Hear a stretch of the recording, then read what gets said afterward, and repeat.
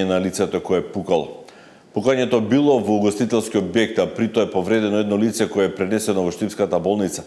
Напаѓачот околу 21 часот застрелал млад човек во кафуле на плоштадот во Штип и избегал од местото на настанот и бил гонет од полицијата на автопатот кон Скопје. Според неофицијални информации, автомобилот бил забележан пред патарината кај скопското село Миладиновци, а бегалецот не запрел на знакот на полицијата и ја пробил рампата, продолжувајќи да вози со голема брзина. Полицајците реагирали и отворили оган кон автомобилот во обид да го запрат. БМВ-то очигледно е штетено и е пронајдено неколку километри кон Скопје. Пред влезот во индустријската зона нема информации дали напаѓачот е погоден. Според неофицијални информации кои ги објавија штипските локални медиуми, напаѓачот како и жртвата во пукањето се турски државјани кои студираат во Штип. Ранетиот млад човек е пренесен во болницата, неговата здравствена состојба за сега не е позната. Секако повеќе информации се очекуваат во текот на денешниот ден.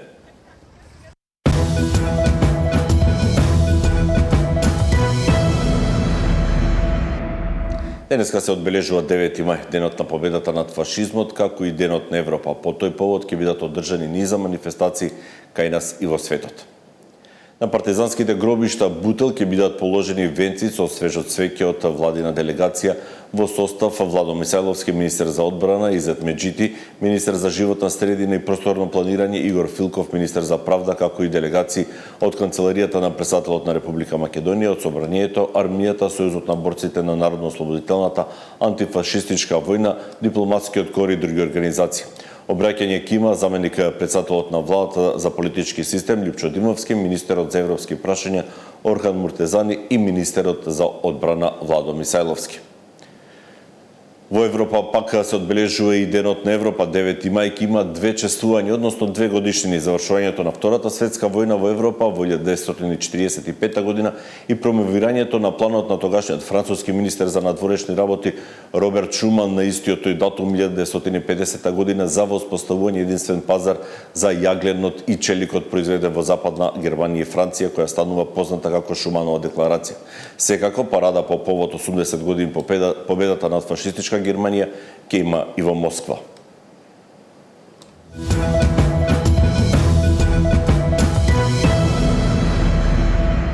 Опозицијскиот лидер очекува распад на владеачката коалиција, но не сака да се меша во односите меѓу владините партнери. Вели фокусиране на подготовка за локалните избори и внимателно ќе ги избере коалиционите партнери. За изборите забрзано се подготвуваат и во Знам и ќе имаат самостојни советнички листи, а во трката за градоначалници очекуваат поддршка од ВМРО ДПМН. Прашање на време кога целата коалиција ќе се распадне, очигледно ништо суштински не ги врзува политичките партии во таа коалиција. Како ќе се одвиваат работите, тоа не е наша работа. Ако е така, тогаш вистинскиот лидер и финансиер Зоран Заев немаше да биде во формален екзил. Во тек се активностите во рамки на партиските структури во пресед на локалните избори. Се уште немаме разговарано за било каква соработка со вреди на предстојните локални избори, а отворени сме за соработка, имаме формирано тим за разговор. Димитриевски ги повика истражните органи да утврдат дали има корупција при продажбата на парцелата каде Лидл ќе гради маркет во Куманово. Од СДСМ пак објавија нови документи. Предметното земјиште, за кое сега неосновано ме обвинува СДСМ, е со вкупна површина од 1200 метри квадратни и тоа било во собственост на членовите на семејството и изнесува некаде околу 2,8% од вкупната површина на градежно земјиште кое што се уредува на тој простор со новиот ДУП. Инвеститорот Лидл Македонија прави преддоговор за откуп на имотот од таа парцела во ДУПот на 23.2.2024 и договор за купо-продажба на земјиште на 26.1.2024. СДСМ веќе не е партија. Тој е остаток на мафија на кој им се тресе фотелјата секојдневно. Денеска сакам да им порачам. Колку повеќе лажете, толку посилен ќе биде одговорот од наша страна. Прашуваме дали е вистина дека постои друг договор помеѓу кумот на Максим склучен со Лидл, во кој тој се обврзува да издействува измена на тој ист ДУП во рок од 2 години. Дали е точно дека согласно овој договор тој, иако ги наплатил сите 600.000 евра, смее да користи само 180.000 евра, а останатите 420.000 евра мора да бидат на сметка и дека може да ги користи дури по реализација на договореното, односно измената на ДУП-от. Пратеничката група на СДСМ во собранието поднесе предлог закон за поддршка на семејствата на загинатите во дискотеката Пулс, како и на повредените од таа ноќ. Од ВМРО ДПМН велат дека нема да го поддржат предлог законот на СДСМ, а за Спасовски смета дека е некомпетентен да поднесува вакви закони. И тука е степенувано во зависност од инвалидитетот кој што ќе се утврди. Дали е тоа за 100% инвалидитет, например, тука е предвидено дека ќе добие поддршка од 5 милиони денари, дали се не знам за 20% инвалидитет, каде што предвидуваме 1.200.000 денари финансиска поддршка и така натаму. Вториот дел е, реков, институционален, значи да имаме здравствена поддршка, да имаме социјална поддршка за овие лица, за оние кои што работат, да имаме поддршка и во смисла на работниот однос. Јавниот обвинител Љупчо Коцевски истакна дека истрагата за пожарот во дискотеката Пулс е во многу важна фаза и најави можност за проширување на бројот на осомничени. Согласно динамиката како утврдена, ја мислам дека нема никаков проблем да се заврши постапката во предвидениот рок и да има обвинени.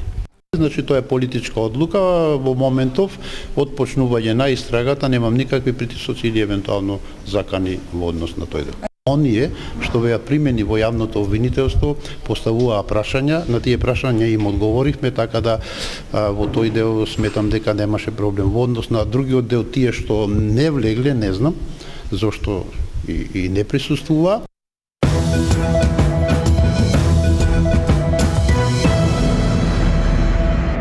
Четрнаесетти е новиот папа. Прв американец кој влегува во Ватикан, близок соработник на покојниот Франциск. Роберт Френсис Превост е роден 1955 година. Кардинал е само 2 години.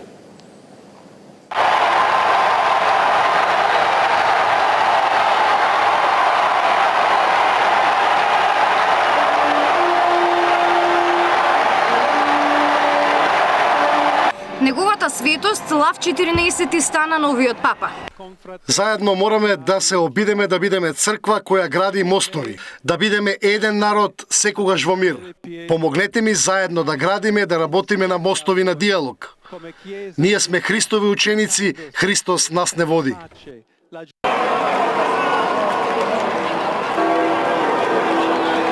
Белчат се појави на Цистинската капела, сигнализирајќи му на светот дека таинствената конклава го избрала наследникот на папата Франциск. Откако беа преброени гласовите, стана јасно дека новиот папа е избран, гласачките ливчиња беа изгорени и беше додадена посебна хемикалија за да се создаде белчат, додека звоната на црквата Свети Петар беа занишени за да се известат верниците. Кардиналите конечно успеа да се договорат, односно да изберат нов папа со двотретинско мнозинство кој ќе предводи 1,4 милијарди католици. 133 кардинали од 70 држави и помлади од 80 години учествуваа на конклавата во Систинската капела. За да се избере нов папа потребни се 89 гласови. Честитки по повод изборот на новиот папа, неговата светост Лав 14 испратија бројни светски лидери, меѓу кои премиерот Христијан Мицкоски. Изборот на неговата светост, папата Лав 14, представува историски настан за Римокатоличката црква и за сите верници ширум светот. Овој избор е символ на новото време на отвореност, духовна одважност и универзална припадност, но и продолжение на традицијата на мир, солидарност и грижа за секој човек. Од името на владата и во свое име упатувам искрени честитки до сите католици, а особено до членовите на Македонската католичка заедница, кои со својата вера, култура и граѓанска посветеност придонесуваат за духовната разноликост и општественото богатство на нашата татковина, напиша премиерот на Фејсбук. Габриела Лескова, Сител телевизија.